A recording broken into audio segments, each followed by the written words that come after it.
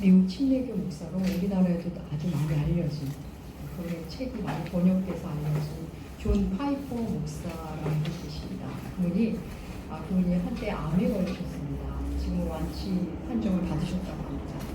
그가 암에서 완치된 이후에 자기가 암에 걸렸을 때를 회상하며 작은 책자를 냈습니다. 소책자를 냈는데 그 책 제목은 암을 낭비하지 마세요입니다. 암을 낭비하지 마세요.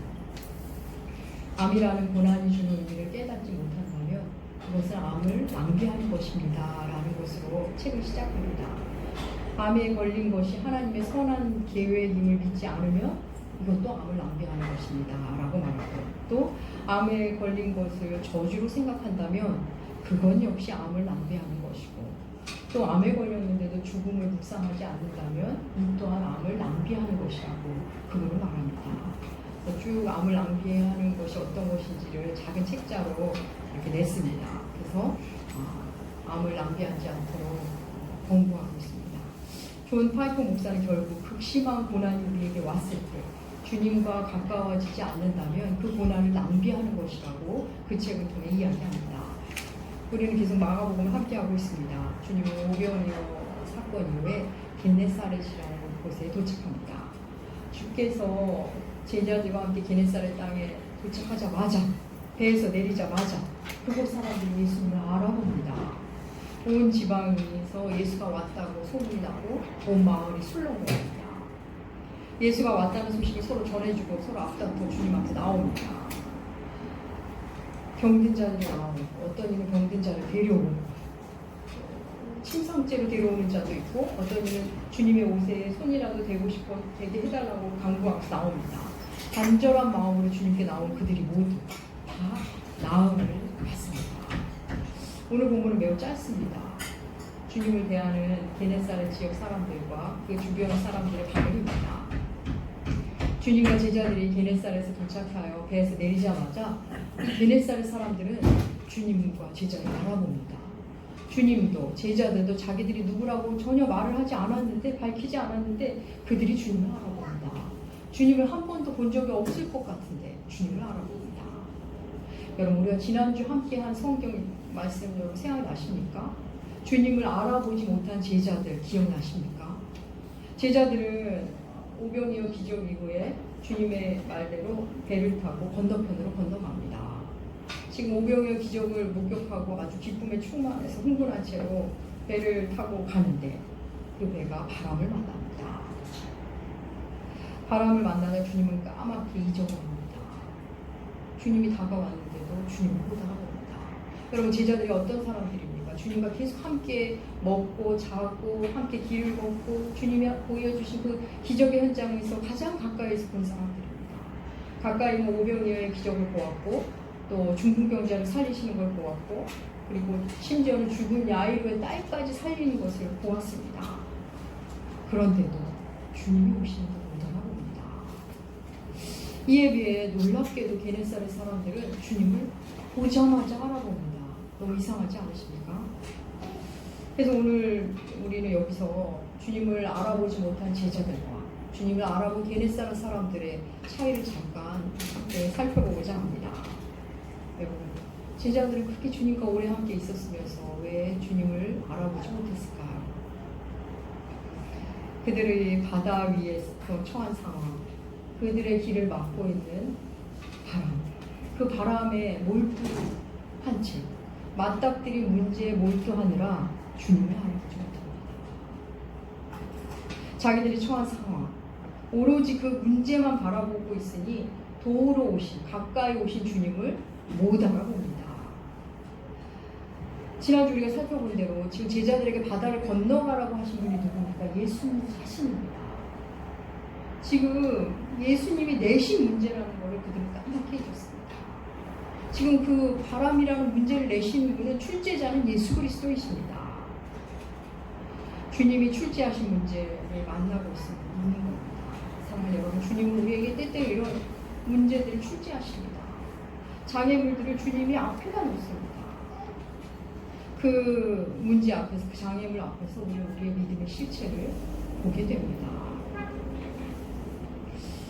제자들도 그 바람 앞에서, 그 문제 앞에서 믿음을 온데간데 없어. 그냥 문제는 몰입합니다. 우리의 모습입니다. 어떤 문제를 만나면 그냥 문제에 집중하느라 그냥 문제에 끌려다닙니다. 나는 해결한다고 하고 있지만 사실 문제에 끌려다니고 있는 겁니다. 주님이 도우러 오셨는데도 못 알아보고 그냥 문제만 쳐다보고 있는 겁니다. 자기 방식으로 문제를 해결하려고 애를 씁니다. 마가복음을 기록한 마가는 의도적으로 제자들의 반응과 게네사렛 사람들의 반응을 비교해서 기록한 것을 보여줍니다. 앞서 주님을 못 알아본 제자들, 그리고 주님을 보자마자 곧 알아본 게네사렛 사람들, 이렇게 비교합니다. 주님을 보자마자 알아본 게네사렛 사람들이 분주하게 오십니다. 여기저기 달려 돌아다니며 알리고 아픈 사람들을 데리고 옵니다. 서로 예수가 왔다고 전하고 병든 자들을 데려옵니다. 여러분 어떻게 그럴 수 있었을까요? 그들의 무엇이 주님 앞에 막 달려오게 만들었을까요? 여러분 잘 생각해 볼까요? 주님 앞에 나온 사람들, 문제가 있는 사람들입니다. 문제를 가진 사람들. 문제가 있는 정도가 아니라 문제와 함께 살고 있는 사람들입니다. 질병이란 문제에 함께 살고 시달릴 대로 시달린 사람들입니다. 자기들의 문제, 그 아픔과 고통을 해결하기 위해 이것저것 다 해본 사람들. 그런데 자기로서는 어찌할 수 없는 일을, 그 문제를 몸에 짊어지고 산 사람들입니다. 그들은 자기들이 할 수 없는 문제임을 다 알고 그냥 문제와 함께 살아갑니다. 그리고 이것을 여기서부터 구해줄 누군가를, 구원자를 갈망하고 있었습니다. 그 갈망이 우리 주님을 보자마자 알아보게 한 겁니다. 사랑하는 여러분, 우리도 때때로 이 지점까지 가야 주님을 알아볼 때가 있습니다. 말씀하시는 주님, 그 말씀이 들려올 때 말씀을 만나지 못하면 우리도 바닥까지 내 힘으로는 안 되는구나, 내가 열심히 한다고 했는데 사실 문제를 더 키웠구나, 내가 하나님이 되어 어떤 뭔가를 해보려고 했지만 너무 다 키워버렸구나 하고 두 손 두 발 다 들 때까지, 그 지점까지 가야만 하나님을 만나는 사람들이 있습니다. 여러분, 하나님은 때로 우리가 그 자리까지 갈 때까지 기다리십니다. 지금 이 말씀을 잘 받아들이셨으면 좋겠습니다. 문제가 생기었는데 아무것도 하지 말고 뭐 기도만 하라는 말씀입니까? 아닙니다. 우리는 본디 하나님 절대 의존적인 존재임을 잊지 말라는 말씀입니다. 오늘 본문은 단순히 예수께 오면 질병이 낫는다, 그런 말씀은 아닙니다. 물론 질병도 하나님이 우리가 고쳐주시기도 합니다. 고쳐주실 수 있습니다. 성경은 계속 보이는 것을 통해 보이지 않는 것을 계속 말씀하고 계십니다. 지금 주님 앞에 온 사람들은 질병의 문제로 나오는 것으로 기록되지만 사람이라면 누구나 갖고 있는 문제들, 가장 깊숙이는 죽음의 문제, 그리고 우리에게 오는 모습은 죽음이 양산해 놓은 다른 여러 문제와 아픔들을 지금 본문이 다루고 있는 겁니다. 그래서 성경에 보면 질병이 나았더라, 성함을 입었더라 이런 표현이 있지, 불안을 없애주셨더라, 마음을 평안케 하셨더라, 그들의 문제를 해결해 주셨더라 이런 표현은 없습니다. 왜요? 질병을 낫게 한다는 그 은유가 우리의 모든 문제와 마음을 하나님께서 만져주신다는 것을 질병의 치유로 은유적으로 말씀하시는 것입니다. 그 안에 다 포함되어 있는 겁니다. 여러분, 주님을 알아본 게네사렛 사람들과 주님과 함께 있으면서도 기적을 맛보고도 주님을 알아보지 못한 제자들, 이 양쪽 편의 차이는 한쪽은 문제에 파묻혀 있다는 것, 다른 한쪽은 이미 문제에 파묻힐 대로 파묻혀서 두 손 두 발 다 놓고 바닥을 경험한 사람들이라는 겁니다. 게네사렛 사람들이 예수님을 알아보자 주변의 병자들을 데려갑니다. 걸을 수 있는 사람들은 걸어서 왔을 거고, 엎혀서 올 수 있는 사람은 엎혀서 왔을 겁니다. 앞다퉈 주님께 나옵니다. 그런데 마가는 많은 형태의 달려온 병자들 중에 두 형태를 조금 유난히 자세하게 기록합니다. 우리 오늘 본문 마가복음 6장 55절과 56절 주보에도 실어놨습니다. 함께 읽겠습니다. 그 온 지방으로 달려 돌아다니며 예수께서 어디 계시다는 말을 듣는다도 병든 자를 신상제로 내고 나오니 아무데나 예수께서 들어가시는 지방이나 도시나 마을에서 병자를 십자가에 두고 예수께 돌에 못 가야라도 손을 내게 하시기를 간구하니 손을 내는 자는 다 성함을 얻으리라. 여러 부류의 병자들이 왔는데 병자들이 나오는 모습을 두 가지를 좀 자세히 묘사합니다. 하나는 침상째, 사람들이 침상째 메고 나온 사람. 또 하나는 주의 옷가에라도 손을 댔으면 하는 그런 간절한 마음을 간구하는 사람입니다. 먼저 침상째 메고 나왔다. 여러분 생각나는 사람 없습니까? 마가복음 2장 생각나실 겁니다. 지붕을 뚫고 침상째 매달려 내려오는 그 사람 기억나실 겁니다. 침상째 내려왔지만 자기 침상을 들고 그 집을 걸어 나간 그 사람. 또 주의 옷자락에 손을 대고 싶어서 당부하는 사람. 여러분 생각나는 사람 또 있으시죠? 마가복음 5장 혈루증 걸린 여인. 몰래 주님 곁에 와서 무리 속에 숨어 들어가 주의 옷에 손을 잡고 그리고 치유받은 그 여인 생각나실 겁니다. 여러분 지금 게네사렛 사람들, 이 사람들이 들은 소문입니다. 마가복음 2장에서 침상째 왔다가 성함을 받았다는 그 사람 이야기를 들었습니다. 또 우리가 마가복음 5장에 나왔던 그 여인, 주님의 옷자락을 만져서 성함을 받은 사람 이야기를 들었습니다. 이 두 사람은 그 행동을 처음 했지만 이 들은 사람들이 그들을 따라하기 시작한 겁니다. 지금 게네사렛 사람들은 들은 이야기를 자기 사건으로 가져오고 있는 겁니다. 그래서 침상째로, 사랑하는 이들을 침상째로 메고 오고, 또 어떤 이들은 주님께 가서 내가 좀 옷자락을 만지게 해주세요 이렇게 간구를 하는 겁니다. 들은 이야기를 자기의 사건으로 가져옵니다. 이들은 간절함으로 나왔습니다. 주님 몰래 뭐 하고 이럴 여유가 없어요. 다가와서 내가 만지게 해주세요. 간청하는 사람들입니다.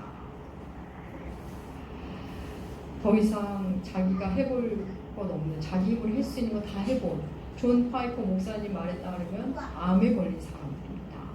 그들은 그 극심한 고통으로 주님 앞에 나왔습니다. 그 괴로움이 있었기 때문에 주님 앞에 나온 겁니다. 그 괴로움이 없었다면 그냥 먼 발치서 이렇게 소문이나 듣고 말았을지 모르겠습니다. 결국 자기에게 온 암, 그 괴로움, 그 고난을 낭비하지 않은 사람들입니다. 청파 감리교회를 담임하시는 저도 개인적으로 존경하는 김기성 목사님이라고 계십니다.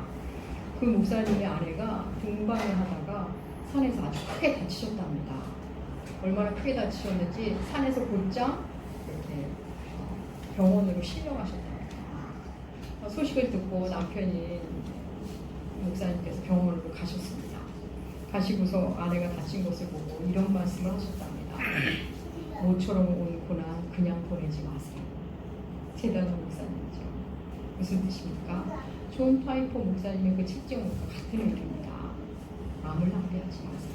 고난 앞에서 하나님을, 인생을, 당신을 더 깊이 묵상하세요. 라는 의미입니다. 사랑하는 여러분, 하나님 앞에서 고난만큼 하나님을 만나기에 가장 좋은 기회는 사실은 없습니다. 게네사렛 사람들은 자기에게 들은 그 소문을 자기 사건으로 가져왔습니다. 우리가 아무리 성경을 많이 읽고 안다고 해도 내 말씀으로 가져오지 않으면 성경은 그냥 책입니다. 말씀은 그냥 활자에 불과합니다. 태초에 하나님 천지를 창조하시니라. 아무리 성경이 이야기해도 선포해도 창조 사건이 나와는 무관합니다. 진리가 너희를 자유케 한다. 내가 진리를 원하지 않고 탐구하지 않으면 자유로 나와 무관합니다. 또 새로운 피조물이다. 내가 하나님께 관심이 없고 묵상하지 않으면 새로운 피조물과 나는 관계가 없습니다. 종의 멍에를 매지 마라. 내가 그 말씀을 궁금해하고 내 말씀으로 가져오지 않으면 늘 종의 멍에를 메고 사는 사람이 됩니다. 주님의 십자가 사건도 부활도 내가 만나지 못하면 성경 말씀은 나에게 아무것도 아닌 것이 됩니다. 그냥 까만 거 먹는 하얀 종이구나 하는 것이 됩니다. 지금 주님이 게네사렛에 와 계신데 이제 주님께 나아가기만 하면 되는데 하지 않는 사람들이 있습니다. 주님은 자신의 모든 것을, 자신을 주고자 그 마을에 도착했는데 그것을 아는 사람들, 그것에 기대하는 사람에게만 예수의 입에 가다는 겁니다. 그렇습니다. 게네사렛 사람들은 들은 소문을, 들은 이야기를, 들은 말씀을, 소문 속에 치유받은 그 사람의 이야기를 내 이야기로 만들고 있습니다. 예수님은 예수님 자신을 주시기 위해 이 땅에 오셨고 우리에게 오시고 이 순간 우리 곁에 계십니다. 그분을 어찌 만지시기 바랍니다. 홀로 못하는 사람, 우리가 침상을 메고 같이 나오면 됩니다. 제자들과는 대조적으로 게네사렛 사람들은 매우 믿음이 있는 그 안에 믿음이 그렇게 작동되었습니다. 우리는 여기서 제자들에 대해서 한번 생각해 볼 필요가 있는 것 같습니다.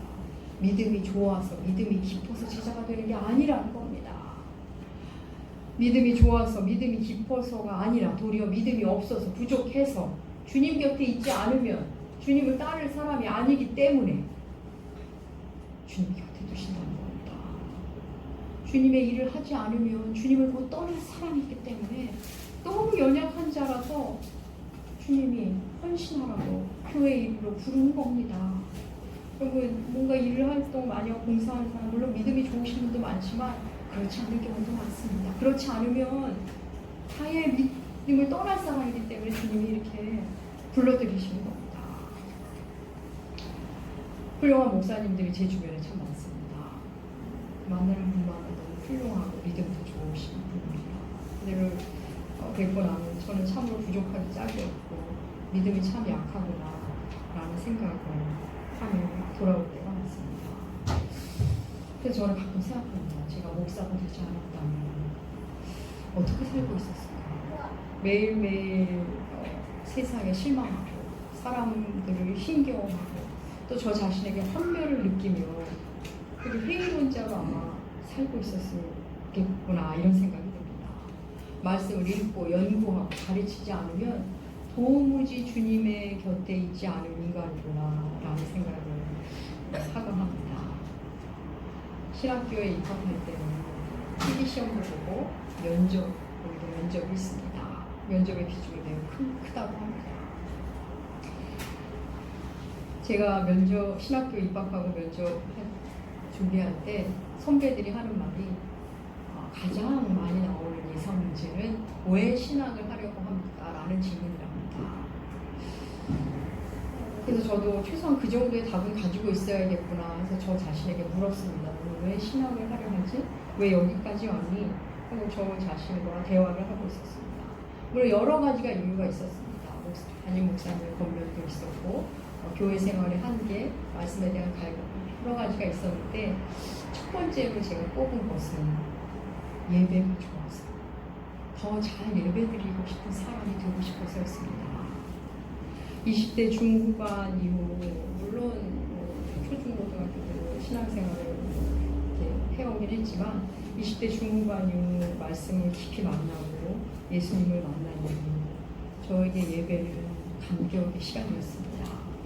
예배를 통해 제 안에 충만함이 있었고 예배를 통해 주시는 말씀이 다 저에게 주시는 말씀 같았습니다.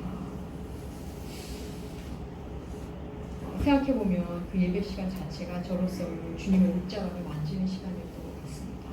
물론 그렇지 않은 때도 시기도 있었습니다. 그럴 때는 공동체를 사랑하는 마음, 책임감, 그리고 제가 이끌어주는 또 믿음의 후배들, 그들이 실족하지 않게 하고 싶은 어떤 율법이 될 수도 있겠죠. 그들의 시선, 이런 것들이 저를 침상제, 그것들이 나를 이끌고 예배 자리에서 나오게 했던 것 같습니다. 그렇게 예배를 기뻐하다가 자의로 또는 타의에 순응하는 또 다른 자의로 그렇게 예배 시간에 많은 기쁨과 은혜를 받았습니다. 그러다가 30대 후반에 신학교를 가게 된 것입니다. 다행인 건지 저를 면접하신 교수님들이 세 분이었는데 그것을 묻지는 않으셨습니다. 네, 여러분은 어떠십니까? 인생의 어려움으로 바닥을 경험한 사람들, 도저히 내 힘으로는 안 되는구나, 내 안에 답이 없구나, 이제 문제에 지쳐 바닥에 간 사람들, 그들은 주님께 나오고 싶어합니다. 뭔가 있을까 해서 옷자락이라도 만질까 하여. 누구는 예수 믿고 이렇게 삶이 달라졌다는데, 누구는 예수 믿고 삶의 의미를 찾았다는데, 나도 한번 내 이야기로 만나고 싶구나, 예수라는 인격을 만나고 싶구나 하며 주님 앞에 나옵니다. 여러분, 문제를 해결하려고 애쓰는 것이 아니라 이제는 문제를 뛰어넘고 싶은 사람들, 극심한 고통 중에 있는 사람들은 그렇게 주의 옷자락이라도 만지고 싶은 꿈을 꾸기 시작합니다. 또 누군가 나를 좀 침상째라도 데리고 나갔으면 해서 누군가에게 나오기도 하고, 또 사랑하는 사람의 침상을 들고 나오기도 합니다. 성실과 책임감, 때로는 율법이 나를 침상째 주님 앞에 데리고 가기도 하는 겁니다. 사랑하는 여러분, 주님이 우리 곁에 와 계신데 지금 나는 어려움 중에 있는데 주님께 나오지 않는다면 그것은 고난을 낭비하고 계신 겁니다. 어려울수록 주님이 지금 더 가까이 와 계신 겁니다. 내가 힘겨우면 힘겨울수록 주님과 나의 거리가 점점 가깝다는 겁니다. 문제에 몰두하지 마시고 고개를 들어 주님을 쳐다보시는 여러분들 되시기 축복합니다. 여러분, 복음서는 내내 제자들의 믿음 없음을 놀랍게 기록합니다. 예수님이 어찌하여 너에게 믿음이 없느냐 책망도 하시고, 게네사렛 사람들과도 만도 못한 믿음, 자기 문제 하나 제대로 내려놓지 못하는 믿음, 그저 주님의 행보에 놀랄 뿐 그냥 자기 안에 그 믿음을 흡수하지 못하는 그런 사람, 제자들의 모습 보입니다. 마가복음은 유난히 제자들의 미련함과 어리석음을 기록합니다. 그럼 여기서 우리는 제자들이 참 믿음이 없구나, 참 제자들이 별거 아닌데 이렇게 생각할 것이 아닙니다. 우리가 여기서 짚고 넘어갔으면 하는 게 있는데, 여러분, 제자들은 자신들의 부족함을 스스로 기록했다는 사실입니다. 복음서를 기록하면서 자신이 얼마나 믿음 좋았는지를 드러내지 않고 자신들이 얼마나 믿음 없는지를 기록해냈습니다. 이들은 예수님의 십자가와 부활을 경험하면서 달라집니다. 그들은 얼마나 달라졌는지 자신들이 잘한 것보다 자신들의 못남을 기록할 정도로 달라졌습니다. 자신을 전하지 않고 자신들을 전하는 게 아니라 예수만을 전하기 위해 자신들의 못난 모습을 그대로 드러냅니다. 겸손히 자신을 낮추고 예수를 높이는 겁니다. 우리도 지금은 우리가 믿음이 부족하더라도 우리가 성장하면 이런 제자들의 모습을 닮아가게 될 것입니다. 오늘 본문에 보면 그 시작 부분에서 우리가 조금 멈칫하게 되는 부분이 있는데, 바로 지명입니다. 주님이 앞서 가려 했던 곳과 도착한 곳의 이름이 다르다는 겁니다. 먼저 우리 주님이 어디로 가려 하셨는지 마가복음 6장 45절 함께 읽을까요? 함께 읽겠습니다. 예수께서 즉시 제자들을 직접하사 자기가 무리를 말하는 동안 베드로가 와서 건너편 벳세다로 가게 하시고, 예수님은 원래 어디로 가려고 하셨냐면 벳세다로 가려고 하셨습니다. 그런데 어디서 내리십니까? 게네사렛에서 내리십니다. 목적한 대로 가실 수도 있을 텐데 지금 행선지가 바뀐 겁니다. 아마도 주님이 바꾸신 것이 아니라 노를 저은 제자들에 의해 도착지가 변경된 것으로 보여집니다. 그럴 가능성이 큽니다. 사랑하는 여러분, 정확한 계산과 계획대로 되면 좋겠지만, 우리 삶이 그러면 좋겠지만, 그리고 그렇게 사는 사람들이 참 대단해 보이기도 하지만, 우리가 세우는 계획이라는 건 바뀔 수 있습니다. 궁극의 정신, 우리의 궁극의 정신, 또 다르게 말하면 우리의 처음의 정신, 초심이라고 하죠. 그게 변하지 않는다면 우리의 여정은 얼마든지 수정될 수 있습니다. 오늘 본문 속 예수님도 제자들의 처한 상황, 그것을 그냥 그대로 수용해 주시고 그냥 가 닿은 곳에서 내리셨습니다. 그냥 그 상황을 받아들이십니다. 그렇다고 주님이 변하셨나요? 아닙니다. 주님은 여전히 어디서든 하던 일 그대로 하십니다. 복음을 전하시고 사람들을 치유하시고 사람을 사랑하십니다. 벳세다로 가려다가 게네사렛에 배를 태웠으나 그곳에서도 주님은 주님의 일을 그냥 계속하십니다. 사랑하는 여러분, 여러분의 인생이 계획대로 되지 않는다고 마음이 상심되십니까? 상심하지 마시기 바랍니다. 하나님이 여전히 우리에게 은혜 주시길 원합니다. 우리가 인생의 큰 줄기를 정했다면, 기둥을 정했다면 그 안에서 이러한 소소한 이런저런 이런 소소한 경로 바꿈은 괜찮은 겁니다. 충분히 있을 수 있습니다. 이제 그 마음으로 우리가 큰 줄기를 정하는 것이 가장 중요합니다. 여러분 가수 션이라는 분을 아실 겁니다. 그가 결혼 이후 15년 동안 40억 원을 기부했다고 합니다. 며칠 전 제가 그의 인터뷰 기사를 하나 읽었는데 그가 진우션이라는 이름으로 가수 활동을 할 때 4집까지 앨범을 내고 이제 5집을 내기 위해서 녹음을 했는데 이런저런 장애가 생겨서 그 이후로 가수 활동을 10년 동안 못했다고 합니다. 그런데 그가 말하기를 그 10년 사이에 자기가 결혼을 했고 2남 2녀의 가정을 꾸렸다고. 만약 그때 자기가 가수의 길만 고집했다면 지금의 자기는 없었을 거라며 때로는 돌아가는 것도 돌아가게 하시는 것 그때 지혜를 구하며 나아가는 것 그게 더 좋은 때가 있다고 인터뷰 기사를 하는 것 같습니다. 큰 줄기를 정하는 게 가장 중요합니다. 그러면 그 안에 바뀌는 거는 충분히 있을 수 있고 하나님이 오히려 더 인도하시는 길일 수도 있는 겁니다. 이제 말씀을 보자 합니다. 사랑하는 여러분, 문제 한 번도 하지 마십시오. 문제에 끌려서 나를 도우신 예수님께 등을 돌리는 어리석은 꼴 하지 마십시오. 여러분이 몰두하는 그 문제, 하나님이 출제하신 문제일 수 있다는 것을 늘 염두에 두시기 바랍니다. 고난이 왔을 때 그 고난을 낭비하지 마십시오. 고난은 도리어 주님을 깊이 만나는 가장 좋은 통로입니다. 그걸 제대로 만나지 않으면 그냥 고생만 하고 지나가는 겁니다. 더 마음만 강팍해지고 인상만 더 세지는 사람이 되는 겁니다. 사랑하는 여러분, 고난이 왔을 때 고난을 갖고 주님 앞에 나오십시오. 그러면 다 성함을 받습니다. 주님 우리를 낫게 하십니다. 주님은 그 문제로부터 우리를 자유케 하십니다. 문제 자체를 없애주실 수도 있고 아니면 내가 변화돼서 문제를 잘 대처하는 지혜를 가질 수도 있고 아니면 그 문제를 뛰어넘을 수도 있고 여러 형태로도 우리가 문제에서 벗어나서 최소한 함몰되지 않는 인생을 살게 됩니다. 사랑하는 여러분, 주님 앞에 나오십시오. 일단 주님 앞에 나오셔야 합니다. 주님께 주님 옷자락에 손을 대십시오. 또 뭔가 여러분의 책임감, 성실, 또 율법도 좋습니다. 그것에 따라 그냥 나오셔도 침상때 나오셔도 좋습니다. 내가 힘이 있다면 사랑하는 사람을 침상때 들고 나오시면 더욱 좋습니다. 일단 주 앞에 나오셔야 합니다. 사랑하는 여러분, 문제를 문제로 그대로 남겨두신 채 고난을 고난으로 그대로 남겨두신 채 고난을 낭비하지 마십시오. 고난을 통해 주님과 깊이 만나시고 그래서 다 성함을 받는 여러분들 되시기를 축복합니다. 기도하겠습니다.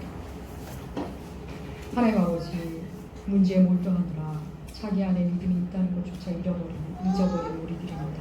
문제를 해결하러 오시는 주님 곁에 있거나 여전히 내가 하나님이 되어 내 힘으로 해보겠다고 또 세상 지혜만 찾아다니다 낭패를 보기 일쑤입니다. 여전히 고집스럽게 살고 있는 우리를 불쌍히 여겨주시옵소서. 우리로 우리에게 온 고난을 낭비하지 말고 속히 주께 나아가 성함을 받는 나음을 받는 우리들, 그래서 주님과 동행하는 우리가 되게 하여 주시옵소서. 감사드리며 존귀하신 예수님의 이름으로 기도합니다.